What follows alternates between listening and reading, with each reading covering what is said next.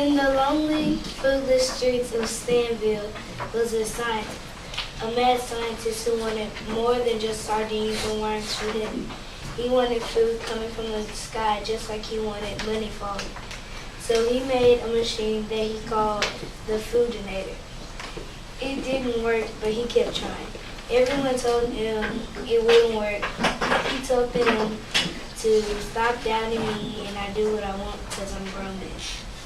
But one day, the mad, hungry, enthusiastic scientist named Leroy fired that bad boy up and it shot up in the air and never came down. That's when he knew that his machine didn't work and went back to his lab sulking in shame. A few hours later, when kids were playing and getting sardines for dinner, all of a sudden, hamburgers and fries started to fall from the blue summer skies.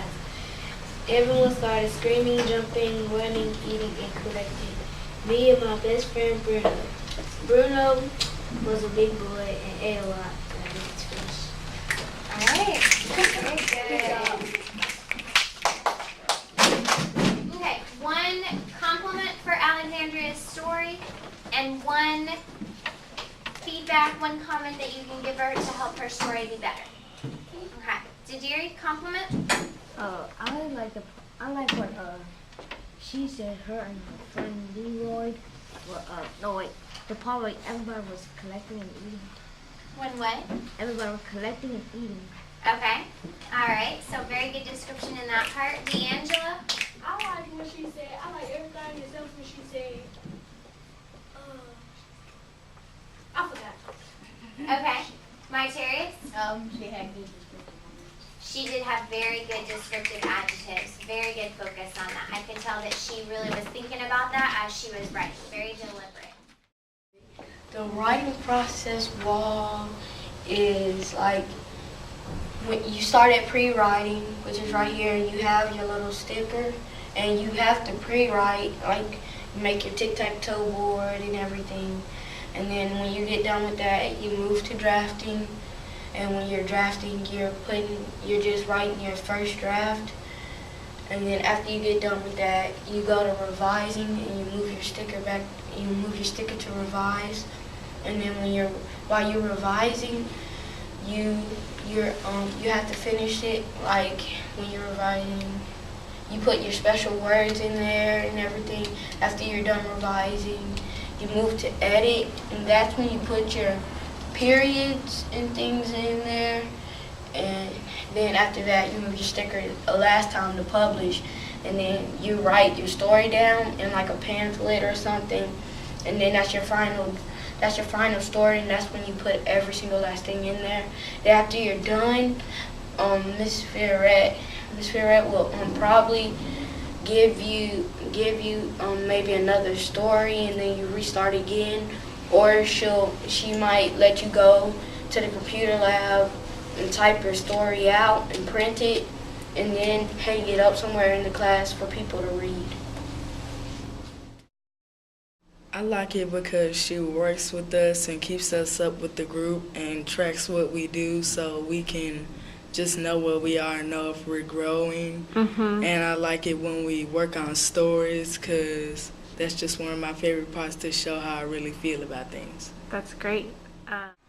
Well, I like how she tells us what to do in our stories, add more adjectives, interesting words, and transition words and paragraphs in our stories to make it better. One thing I like about this class is we can see our exit tickets results right here, and you can see if you're passing or not, so you can know what you need to work on for your weekly quizzes and your TCAP. I like Ms. Fioret teaching because she lets work in partners, and when we work in partners, we can see people's opinions and point of views on different certain things because we might not have the same point of view on different subjects.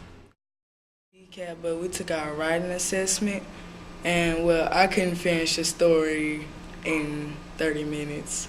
That was a really big problem for me, but I finished on it when I got to it because my mom and Ms. Fioret kept making me write stories over and over again. So eventually I started getting them done faster, so I got done with it. I want to be a pediatrician and work with kids, and this class can help me by, like when I write reports, I can know how to write them and like figure out how to write them and let the parents know what kind of medicine to take and how much to take it. Well, I think writing class is important. Like, suppose you have to write an application one day, and